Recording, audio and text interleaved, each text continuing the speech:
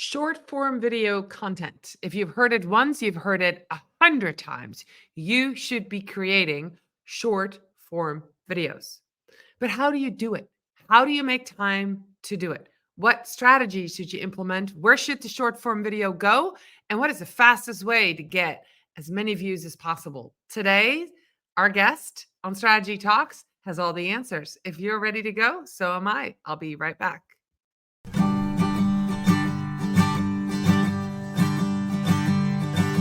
Let's strategize together. Let's hear it from an expert. Join the conversation, it's informative and free. You and me, let's talk some strategy.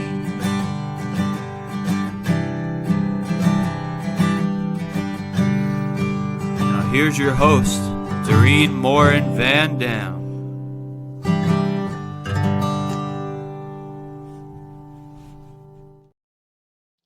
Hey everybody, Dorien back with another episode of Strategy Talks. I'm super excited today to talk to you about short form video content. If you have been following Strategy Talks, you know we started out as a live show and as a podcast. And this year, 2024, we really dove into short form video content.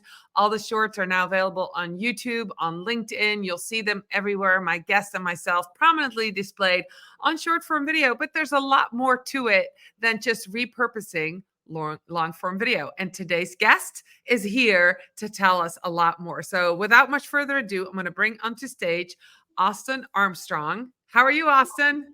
I'm great. Thank you so much for having me on. I love your theme song, by the way. That's awesome. Yeah, thanks. My son wrote and produced and sang it. So it's been great. Yeah, I love it too.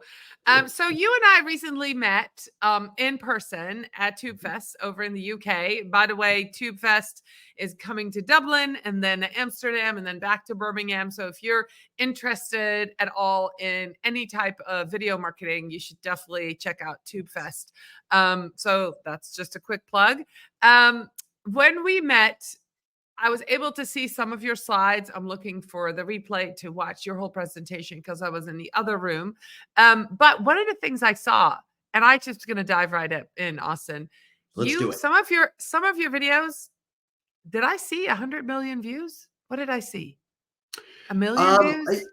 So I've done personally over 1 billion views in total across my accounts. My most viewed video of all time is about 23 million though. So I haven't had a single video cross 100 million yet. But yes. Yeah, I do. I probably do close to 100 million views a month right now, collectively across the board. That is crazy. So let's talk. Where are they? Where do you see the most traction? Yeah, so it's 4 primary platforms. Interestingly enough, my number 1 platform currently is Facebook. So I just crossed 1 million followers on Facebook. I started the short form world on TikTok. So I had gotten up to about 860,000 followers on TikTok before they unfortunately permanently banned my account.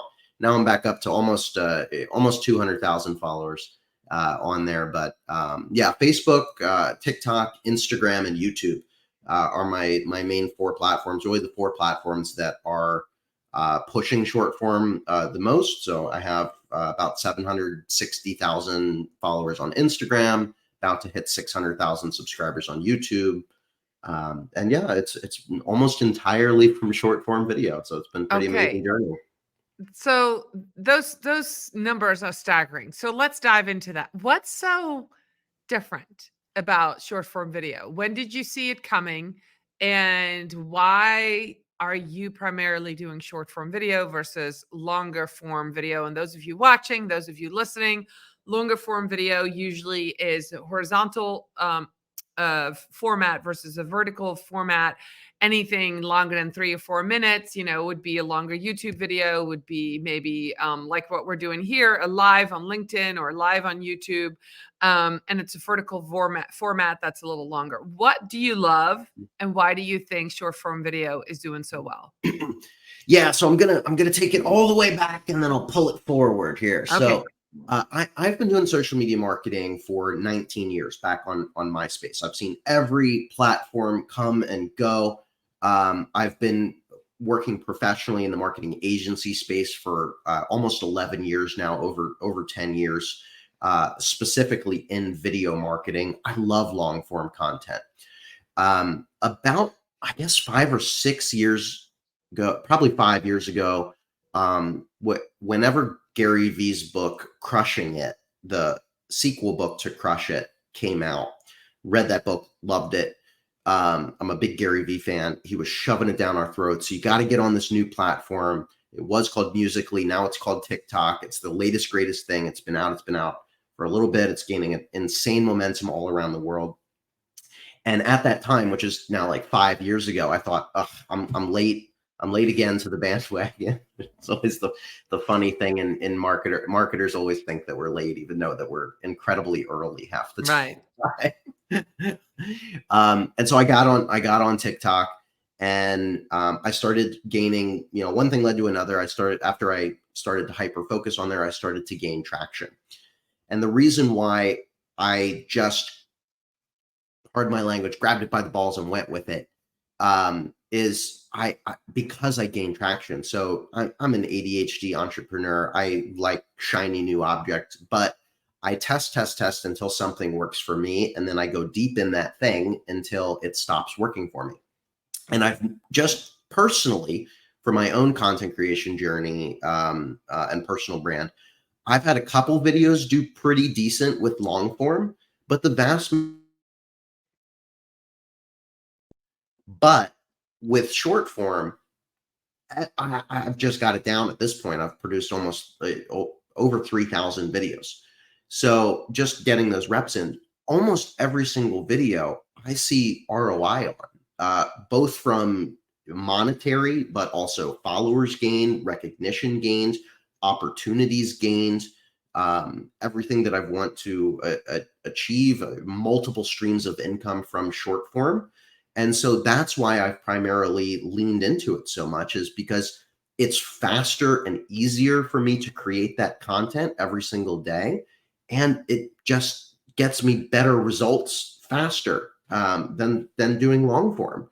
So my attention goes to where I see results. It makes a lot of sense. And, there's quite a few people that might be listening that work more in the corporate world or are more old school. And I would, put myself in that category too, where, we remember the ads on TV that we all would be watching. This was before, these streaming services were out there. And, those ads were pretty general. And, they spend a lot of money on creating them. And now with the social media and the streaming services and you can absolutely tailor your content that you see to exactly the way you want to see it. And that's why I see, the short form video, people have shorter attention spans, but they also want what they want, and they want it now. Yes. They don't want it next week. So, yes, we do. I've seen that too. I just didn't quite believe 5-6 years ago when you were jumping in, that Musical.ly TikTok would actually be something we could use as a business. I didn't see it, and now I see it. It took me a while to get there.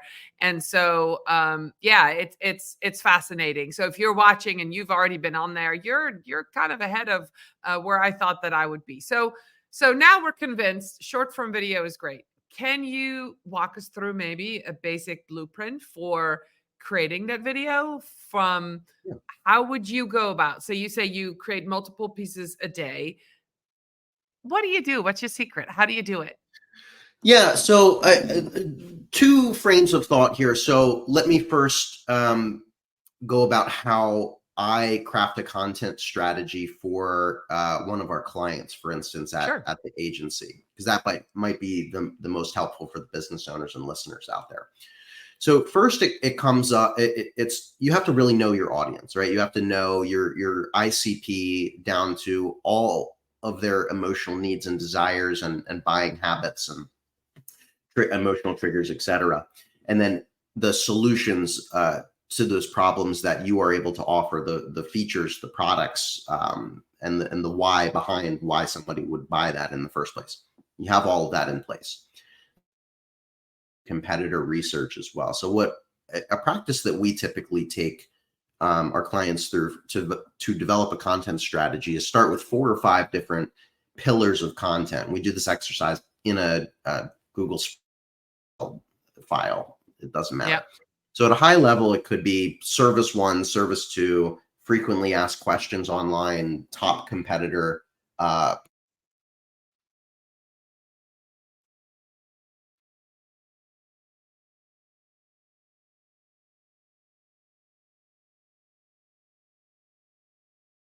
outlining 10 to 15 different individual videos in each category of content. I love treating social media as a search engine. YouTube is the second most popular search engine in the world. TikTok is a search engine. They've been pushing that at us for years at this point now. Instagram is used as a search engine as well. And because these algorithms are so powerful, by creating content that people are searching for, you're going to get in front of more of those target buyers or prospective leads. And so by answering the questions that people are looking for with like an SEO keyword research tool, that makes for great content. Looking at the comment section, not only in your own content, but at competitors' videos as well. Maybe there's comments that are going unanswered in there. Those are great content ideas. And really leaning into the culture of short form as well. Like TikTok has a great slogan, don't make ads, make TikToks. And I love that across the board because it really says, lean into what is happening on these actual platforms so that you can create content where people are at as well. Pay attention to how videos are starting, those opening hooks. How are they holding attention throughout?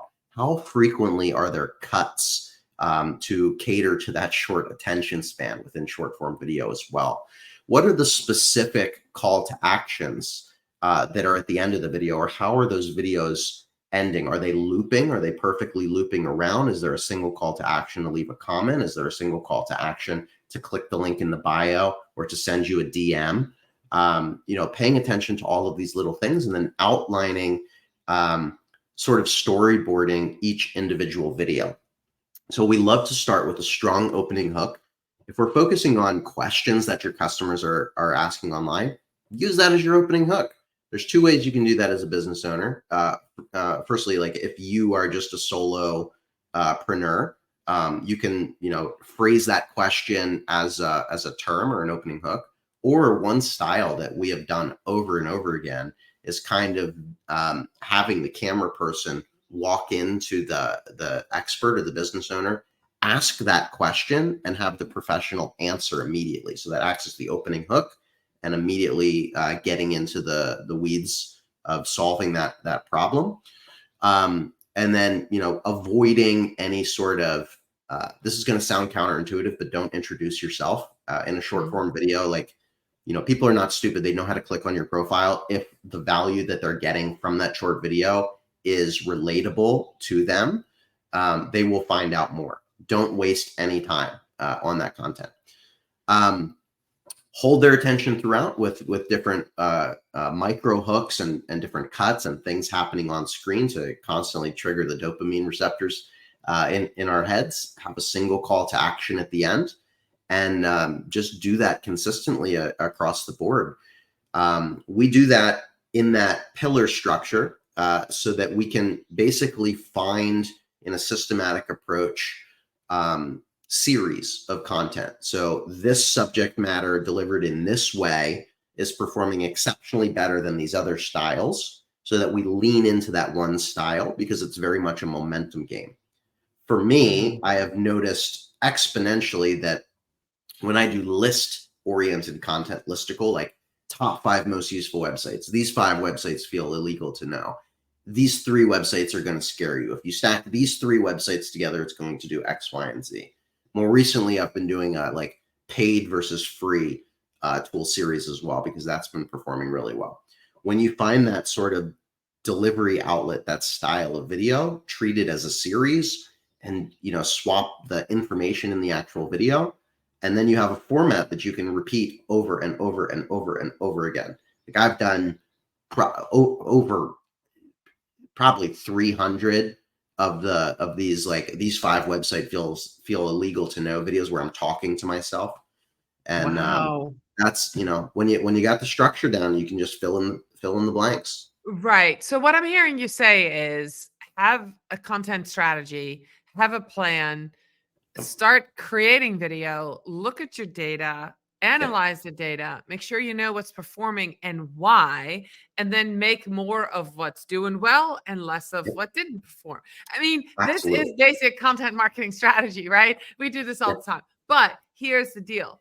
You have to have clients, if you're a marketer, that are willing to be agile, that are willing to work with yeah. you and stick with you and say, I believe you, Austin, I'm going to trust you and do that. Now, what I hear a lot, and if you're watching or listening, this might be you. And if you're here live, give us the thumbs up. But, it's harder to get the buy-in from the CEO or the C-suite that says, well, we created this video and we spent $500 on it and it didn't work, Yeah, That's why I love short form video, because yeah. even if you did spend $500 on that, you can cut that $500 video and make a bunch of short and get a lot of additional views. So, Oh yeah. that's definitely something to keep in mind. So, metrics are important, right? We Mhm, just established that your metrics for you, so you can make decisions for future content.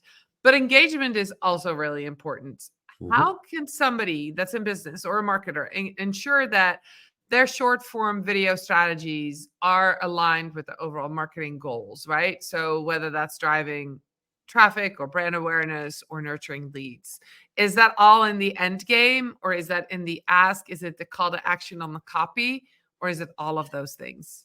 So it's all of those things, but it's important, of course, to outline and know what your core KPIs are.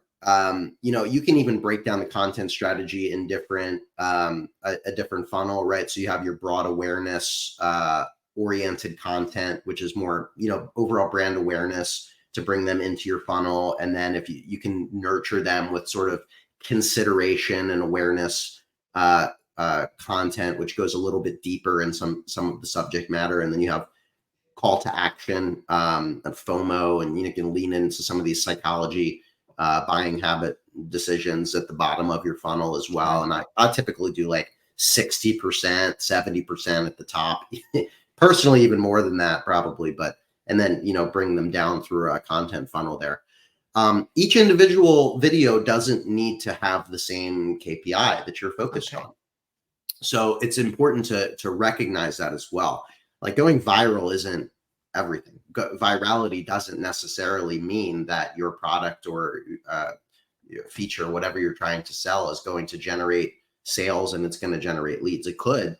It depends on how that video is structured, Right. of course. But just viral for the sake of viral doesn't mean it. I have tons of engagement hacks that I'm happy to dive into. I didn't talk about any of this at the conference, but this is stuff that I've talked about a lot before. And this stuff does not go well a lot of the time with corporate. But if you're able to have a lot of fun and you're interested, I can go down that rabbit hole of engagement hacks that will Well, let's skyrocket your overall give engagement. us a couple. I know I'm curious, and those are watching probably are too. Yeah, give us a couple. I mean, we don't need to go down the rabbit hole too deep, but yes, Yeah. let's do it. Give us a couple. So okay, so sit down, everybody. Take a seat. We're gonna get.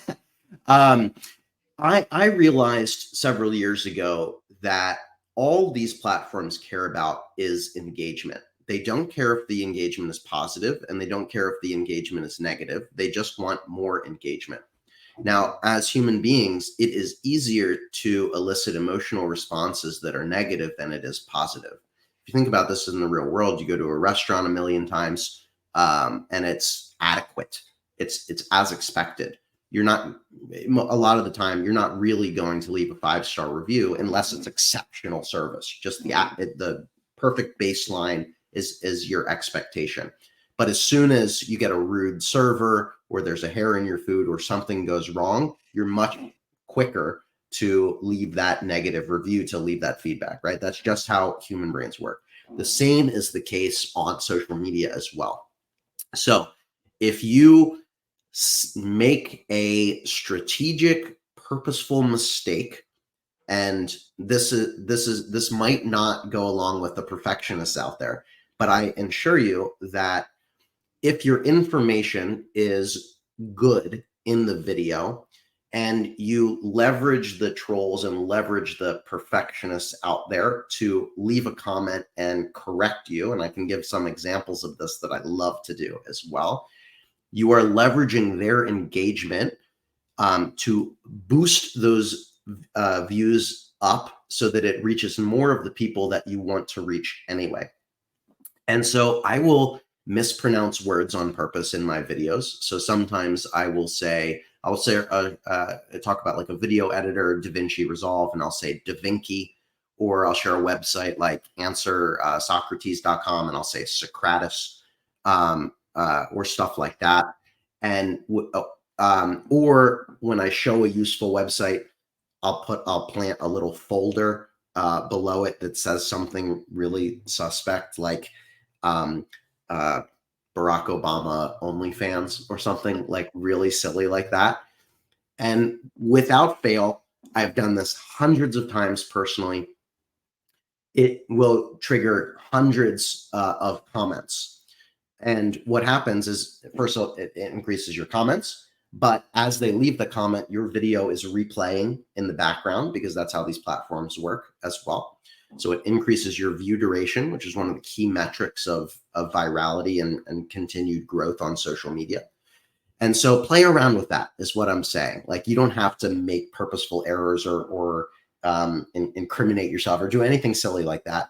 Think about the psychological triggers of your ICP and what would elicit an emotional response for them, positive or negative, whatever is easier for you to get, in order to increase that engagement. This works almost 100% of the time. And the mistake has to be in your video, in your speaking, not in the copy.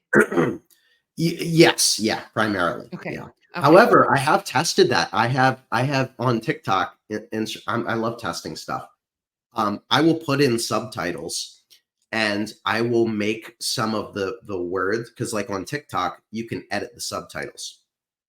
And so I will change them to say something really incorrect and laughable, if it's even remotely correct, because it's kind of like a funny thing, like auto subtitles like get it wrong a lot of the time anyway. And so it's kind of playing on that a little bit of planting something in the subtitles of the video. It's an obvious mistake, and people will catch it, because a lot of people do watch videos with the subtitles on. Ah, okay. Interesting. All right. Well, that I love that. Thank you. And that's something that, if you're watching and you're a marketer and you have a business owner create a video, you'd have to be an open book strategy, right? Because you'd need them to be part of that and trust that process.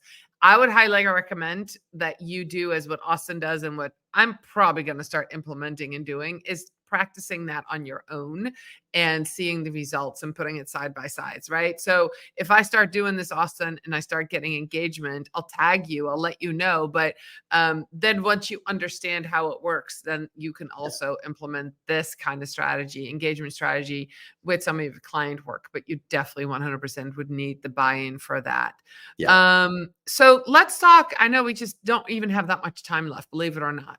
So you talked about all the different places where you put your content. How does somebody decide as a business where to go to? Now, I remember you just saying earlier that you started with TikTok. Now you're on Instagram, TikTok. What did you say? YouTube Shorts, and there was one more. Where else do you go? Facebook, right? Okay, Facebook, yeah. So should somebody, and I'm interested because I'm in the middle of a trial for this. Yep. Should you, when you start out, should you create one piece of short form video and put it everywhere and see where it does best? Yeah. Or should you create short form video for TikTok and repurpose that to the other places? Or should you decide I'm going to do short form video for Facebook and then repurpose it other places? So do you either have it everywhere, or do you concentrate on one platform, get that one really going well, and then move on to the next? What is your strategy? What do you recommend? So that is going to depend on everybody's individual time and capacity. I create general videos that are platform agnostic, and I upload them onto each individual platform. Same video. I, by habit, will upload to TikTok first, and add some like royalty-free background music and like a cover photo type headline on there. And then I download that watermark free. I use a website called snaptic.app, typically most of the time. And then I'll manually, I don't use a scheduler, I manually post it to all of the other platforms as well. Now, if you have like, you know, all of your followers are on one platform and your video is like, hey, Instagram, in this video, I'm going to talk about this, right? Probably shouldn't repurpose that onto Facebook, TikTok, YouTube. Right. Right? Okay. I get it. Yeah. But as long as the information is broad in general and you're not mentioning a specific platform, take the extra 15 minutes. Anybody can find it. I don't care how busy you are. You can find the 15 minutes to download that video and manually repurpose it. You are going to get, you're going to get so much more traction. And like, do it for a little bit. And like, if you can't maintain 4 different platforms, whatever, right? Do it for a month and see which one, maybe 2 platforms you're getting the most traction on, and then slow down. You know, I am 100% on team quantity at first to figure it out, to fail faster, and then you can slow down and get quality. There's so much content out there. There's so much competition.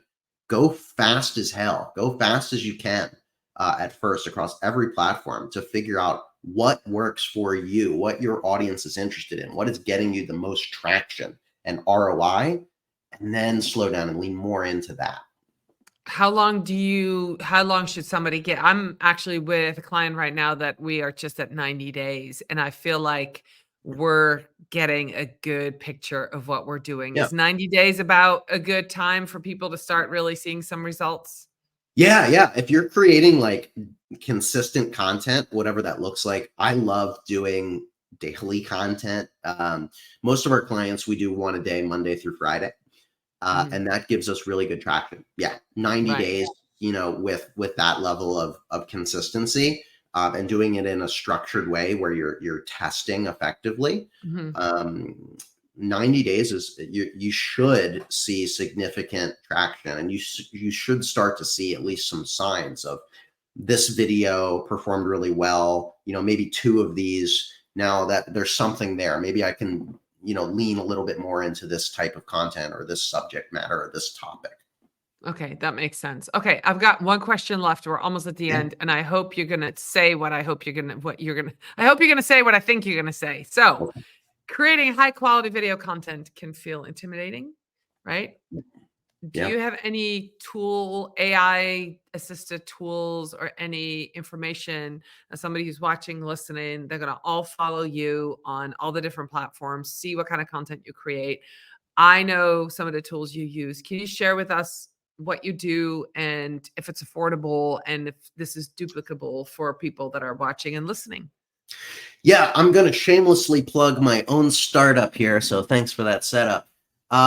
Everything that I just talked about in the last 30 minutes, I took and we built a AI powered software tool around that entire philosophy and process for the busy business owner. And it costs 100 times cheaper, which is strategic, by the way, than what my agency costs. So it's called Syllabi. It's syllaby.io. We've been working on it about 1.5 years now. So we've had a ton of traction. About 45,000 users have used Syllabi since we launched.